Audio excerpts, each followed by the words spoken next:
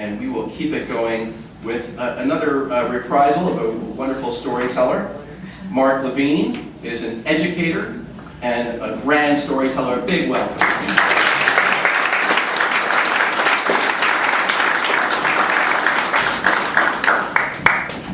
Thank you, Sharon, Warren. Good evening, folks. There's a strange little kind of temporal convergence in storytelling going on this evening, as you'll hear shortly.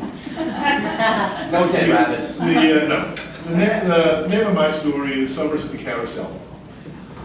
From 1966 to 1969, which comprised the 4 years between my junior year in high school and my junior year in college, my summer job was working at the Carousel Theater in Framingham, Massachusetts, a suburb about 20 miles west of Boston.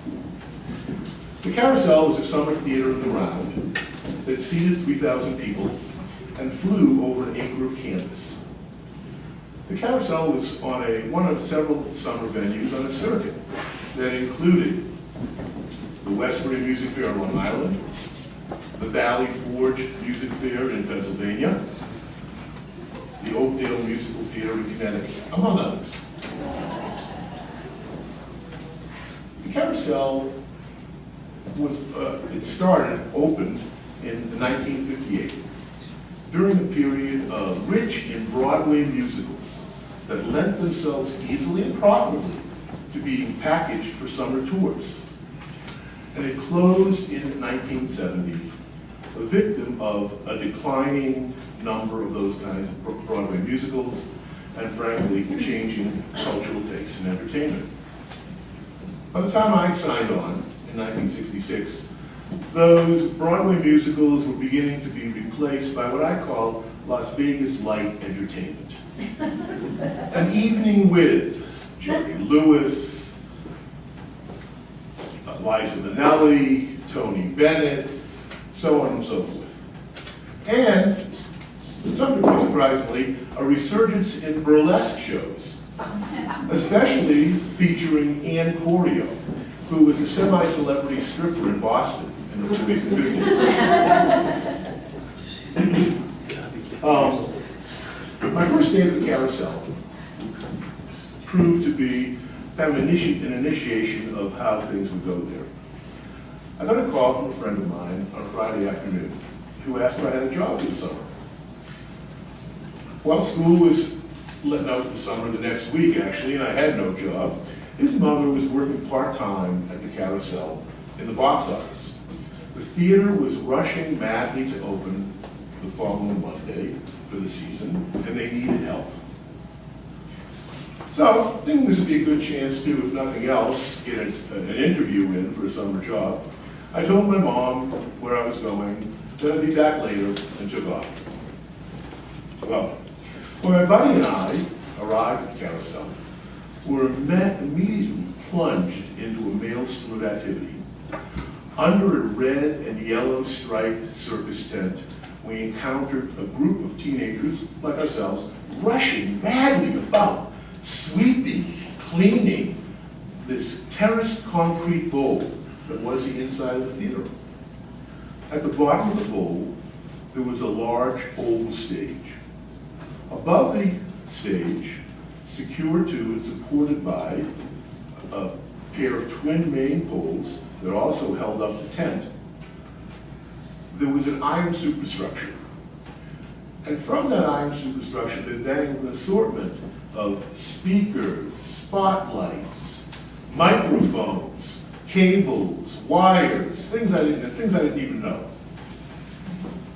Perched precariously in this tangle of iron pipe and sound equipment, and shouting at the teenagers starting about below, was the boss of the Carousel. A wiry, bespectacled, shirtless 20-something with a wide mop of long hair. This was Lance, better known around the Carousel as the Buddha. We introduced ourselves, and after a couple of quickly shouted questions. Oh, you're married from the box office's kid? Oh, who's that with you? Figured out we were there at work, so we were given our first assignment. Get started on cleaning the backstage area. And we were left with one of the Buddha's kind of signature expressions. Okay, now listen. We got a week's worth of work to do in 2 days. So don't screw around. And off we went. So much for my interview. At the end of that first day, which was 6 o'clock the next morning, so I started work at 4 o'clock in the afternoon on Friday. At 6 o'clock on Saturday morning, with only about a half-hour break around midnight for donuts and coffee, we were dismissed by the Buddha with this kind of partly reinforcing, but partly ominous line. Hey, you guys did a good job. We still got a ton of work to do before we're ready to open. If you'd like a job for the summer, be back here at noon today. So I went home, said hello to my parents, grabbed a couple of hours of sleep, and I was back at noon to begin what would be 4 memorable summers working at the Carousel Theater. Just how memorable they would be became apparent to me later that summer. In that summer of 1966, the Beatles were making one of their US tours at that time. And they were scheduled to play Boston on August the 18th at Suffolk Downs, a venue better known for racetrack, for horse racing, than for rock concerts.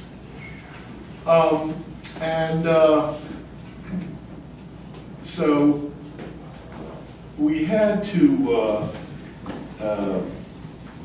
get prepared for that event. And so there was a lot of work to do. There was one thing that added to the excitement, and that was that prior to leaving the UK on their tour to come to the States, they had an interview on radio, and one of the questions asked of John Lennon was, well, do you think you'll be well received in the United States on this tour? Lennon replied, yeah, I'm sure we'll be well received. After all, we're more popular than Jesus Christ. Well, you can imagine the outrage. This was 1966. Several venues threatened to cancel the show, although none of them did. A couple of places stopped selling tickets. In Boston, though, this controversy just excited people more about the Beatles' appearance. Now, the promoter of the Beatles concert in Boston at that time was the owner of the Carousel Theater, Frank Connolly. How can I describe Frank to you? Part wheeler-dealer businessman, part Irish imp, a showman through and through, who lived, acted the part every day. Frank saw an opportunity in this controversy. So in addition to the stage that was built in the middle of the track at Suffolk Downs, and the 4 or 5 mobile homes, trailers we brought onto the infield, that grassy area that's surrounded by the track, to serve as dressing rooms for the show, Frank had us install and secure 4,000 additional seats in the space between the grandstand and the racetrack. Frank called that the Jesus section. And we sold every one of those seats just 2 days before the show. The night of the show, Frank and the Buddha gathered the crew around and told us we'd all have backstage passes for the show that night. In addition, 4 of us were selected to be bodyguards for the Beatles. I was assigned Ringo. And our job would be to meet the Beatles, meet the group at their trailer dressing room, walk them to the stage, sit on the stage during the show, and then walk them back to the dressing room afterward. Not a bad gig. Well, it turned out to be an unbelievable night. As we brought the Beatles from their trailers and we crossed from the infield onto the track, the crowd caught sight of the group. They exploded screaming, yelling, flash bulbs repeating at a strobe-like beat. It was very exciting. It was also, frankly, a bit unnerving. I'd never experienced anything like that. Sitting on the stage that night and watching the Beatles perform was really, truly one of the most memorable experiences in my life. And remember now, this is 1966.